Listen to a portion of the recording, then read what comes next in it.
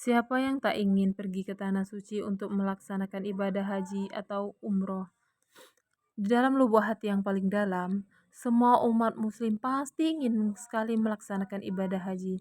Berada di tanah suci yang paling baik dan paling suci di muka bumi ini tentu menjadi impian kita semua. Mungkin termasuk teman-teman semua. Tapi sayangnya, tak semua orang memiliki kemampuan untuk melaksanakannya. Ada yang tidak mampu karena kesehatan, ada juga yang tidak mampu karena keuangan. Tapi pernah teman-teman dengar sejatinya berhaji atau umroh adalah untuk mereka yang mau, bukan hanya yang mereka yang mampu. Ternyata teman-teman kita yang rajin mendawamkan salawat telah membuktikannya. Alhamdulillah, di keluarga saya sholawat sudah seperti mendarah daging. Adapun yang kami inginkan pasti disertai dengan sholawat, supaya hajat cepat dikabulkan. Seperti di bulan November tahun 2017 yang lalu, ada acara di pondok pesantren kedua anak laki-laki saya dan istri datang ke sana. Pulangnya saya sengaja mengajak anak-anak untuk silaturahmi ke salah satu saudara. Entah kenapa dalam perjalanan pulang, dari sana tiba-tiba kedua anak saya minta umroh. Pada saat itu saya tidak ada uang. Saya mengeluarkan uang 20.000 dan saya minta anak saya untuk membeli tasbih. Setelah mereka membeli tasbih, saya tanyakan kepada mereka perihal kapan mereka ingin umroh. Dengan yakin mereka mengatakan di bulan Januari. Saya pikir kalau mereka ingin umroh bulan Januari, paling tidak Desember sudah harus lunas pembayarannya. Dari mana saya dapat uangnya? Kalau sebelumnya saya sudah mempersiapkan 1 tahun sebelumnya, saya bisa mencari lebih giat lagi. Tapi saat itu saya hanya punya waktu 3 sampai 4 minggu. Meskipun begitu, saya tidak menyerah. Saya minta ke anak-anak saya untuk terus bersolawat, bahkan lebih banyak dari biasanya. Singkat cerita, saya kembali mengantar anak-anak ke pondok pesantren. Mereka tetap bersalawat seperti pesan saya. Di samping mereka mengamalkan amalan-amalan ibadah yang lain, bagaimana tidak? Saya seperti ditarget dalam 2 minggu untuk bisa memberangkatkan anak-anak saya umroh. Dan keajaiban terjadi setelah 7 hari setelahnya. Apalagi tanpa sepengetahuan saya, anak-anak sudah mendaftarkan diri di pondok. Sebagai seorang ayah, tentunya saya akan terus berusaha untuk keinginan anak-anak saya. Saya pun ikhtiar ke rumah adik saya, siapa tahu adik saya bisa membantu memberi pinjaman. Tapi sesampainya di sana, ternyata adik saya berencana merenovasi rumahnya. Saya jadi berpikir 2 kali untuk meminjam uang darinya. Tetapi tiba-tiba adik saya berkata lagi, sebenarnya saya lebih butuh mobil saat ini. Di sanalah hati saya seperti mendapatkan angin segar.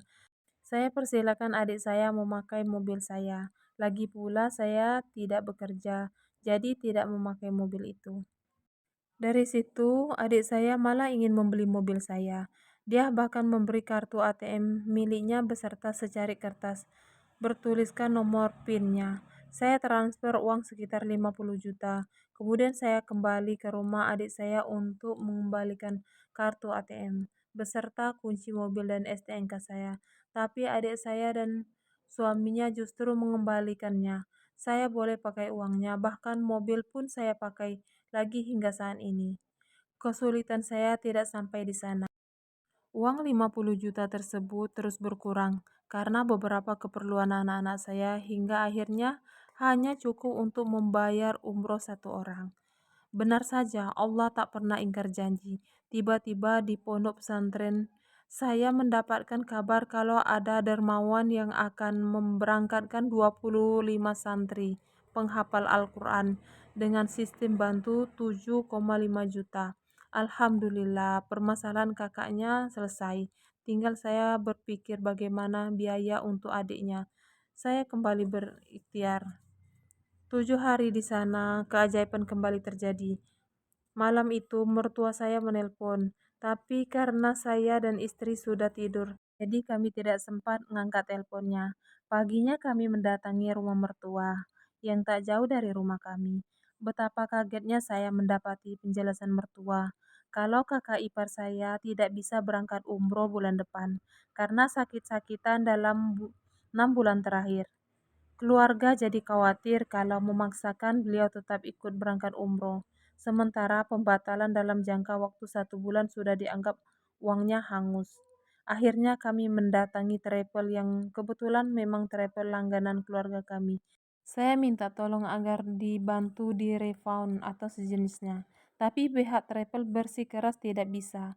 Saya tidak menyerah. Saya menunggu sampai jam 3 sore di sana dengan mulut dan hati yang tak henti-hentinya bersolawat. Akhirnya pihak travel memberitahu saya bahwa tiket tetap tidak bisa di-refund, tapi bisa di-rename. Masya Allah, saya tidak habis pikir dengan semua ini, tapi ini kuasa Allah. Bahkan 2 bulan yang lalu, Allah memampukan saya mengganti keberangkatan kakak saya dengan posisinya digantikan oleh anak saya untuk berangkat umroh. Memang karena Allah sudah berkehendak, tidak ada yang tidak mungkin. Semoga kisah ini bisa menginspirasi teman-teman semua untuk terus bersolawat.